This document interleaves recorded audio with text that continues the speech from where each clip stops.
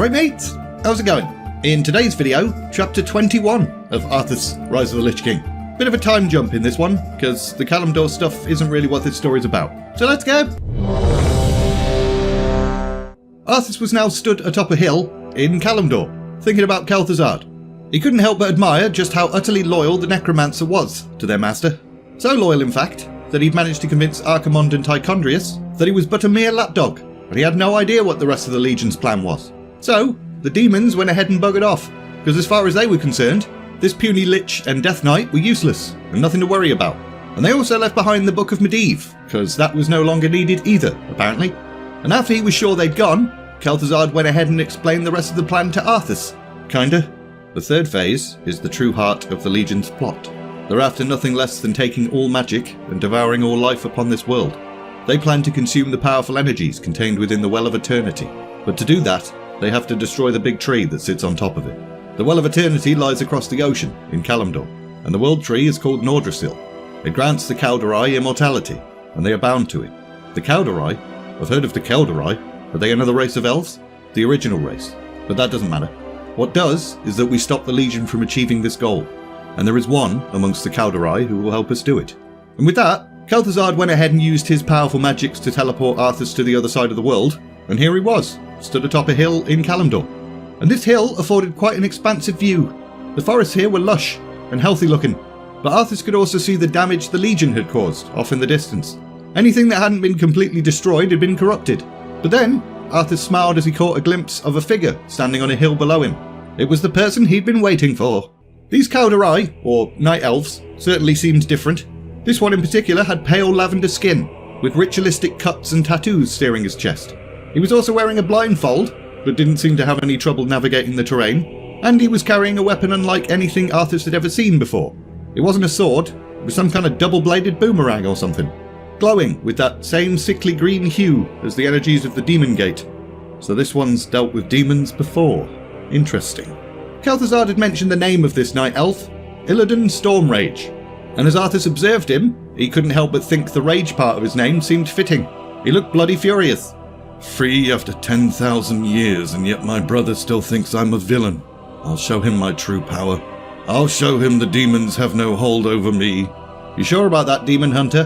Illidan whirled around, brandishing his weapon. You reek of death, human.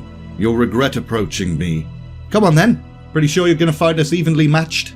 And so, the two had a little fight, and it was almost like a dance. Illidan was strong and graceful, with skills that had been demonically enhanced.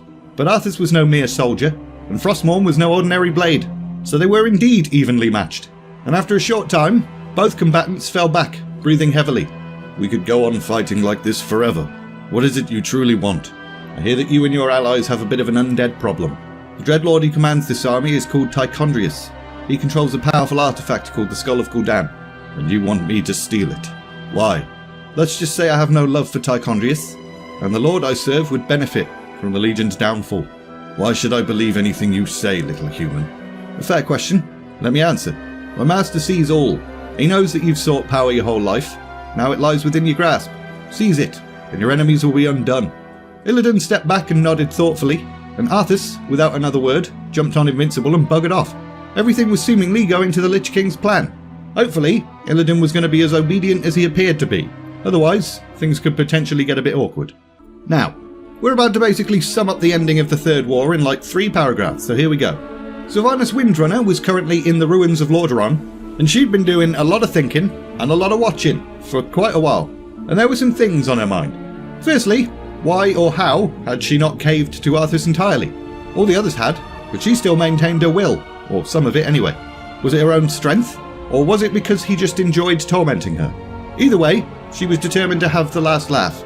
Secondly, Sylvanas had been paying very close attention to Arthas and Kel'Thuzad's plot against the demons, mainly because anything Arthas revealed about the way he thought and the way he fought would be very useful when the time for vengeance came. It was very interesting that Arthas had decided not to slay Tychondrius himself, like he had Mal'Ganis. Instead, he tricked some Night Elf into doing his dirty work for him, and that Night Elf, presumably, went ahead and did that, although Arthas had heard nothing from him since. And thirdly, as for that Demon Lord Archimonde, he'd seemed so powerful when he destroyed Dalaran with a single spell, and yet he'd failed. fallen to the power of the life he'd come here to consume in the first place, whilst humping a tree. Sylvanas now hated the living just as much as the Legion did, so she had mixed feelings about what had happened. Night Elves sacrificed their immortality to defeat Archimonde. The pure focused power of nature destroyed the demon from the inside, and with him dead, the Legion's invasion was over. Thanks for thinking a whole bunch of exposition, Sylvanas. Anywho, it's been months since we last heard from Lord Archimonde. I grow tired of watching over these undead. What are we still doing here? We were charged with overseeing this land. It is our duty to remain here and ensure the Scourge is ready for action. True, though we should have received some kind of orders by now. I don't know why I'm giving these three separate voices. Sylvanas could hardly believe what she'd just heard the three Dreadlords Deatharok, Balnazar and Varamathras discuss. So she turned to Kel'Thuzad, even though she bloody hated the prick. The Legion was defeated months ago. How could they not know? No idea. But the longer they remain in command, the more they run the Scourge into the ground. If something is not... The sudden sound of a gate being battered and broken interrupted the Lich. Both he and Sylvanas turned at the noise to see Arthas emerge, looking all smug. Greetings, Dreadlords. The three demons stared at the approaching prince, a little bit confused as to what the bloody hell he was doing there, but also a little bit outraged by his insolence. Cheers for looking after my kingdom. However, I won't be requiring your services anymore. But this land is ours. The Scourge belongs to the Legion.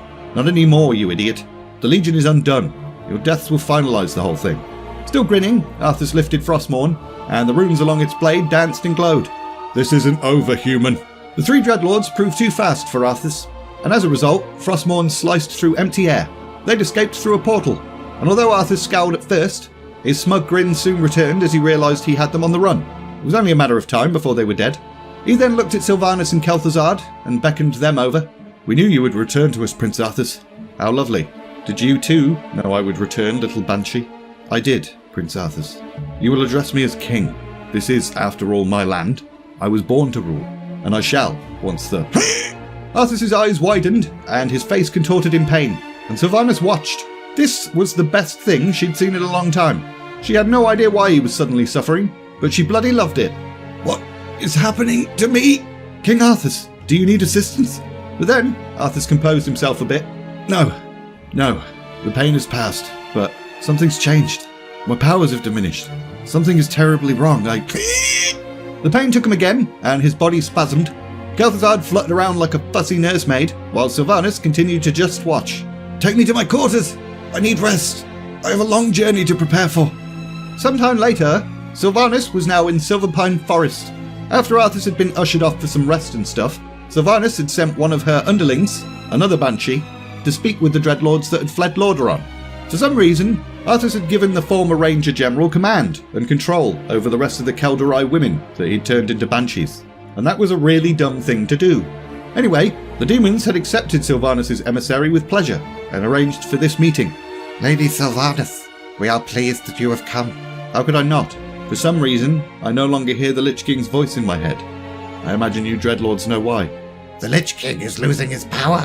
As it wanes, so too does his ability to command undead. And what of King Arthas? What about his powers? His runeblade carries powerful enchantments, but his own powers will fade in time. It is inevitable. Sylvanas knew better than to underestimate Arthas. You seek to overthrow him, and you want my help to do it. The Legion may be defeated, but we are the Nathrezim. We will not be bested by some upstart human. You may have been watching us, little ghost, but we've been watching you as well. You hate him. We are united in that much, Dreadlord. I will take part in your coup, but I will do so in my own way. I will not exchange one master for another. If you want my help, then you must accept that. Then we shall slay the Death Knight together. And we're leaving it there! Oh dear. Or hooray, depending on how you look at it. I mean, Arthas is technically the bad guy, so I guess this is a good thing.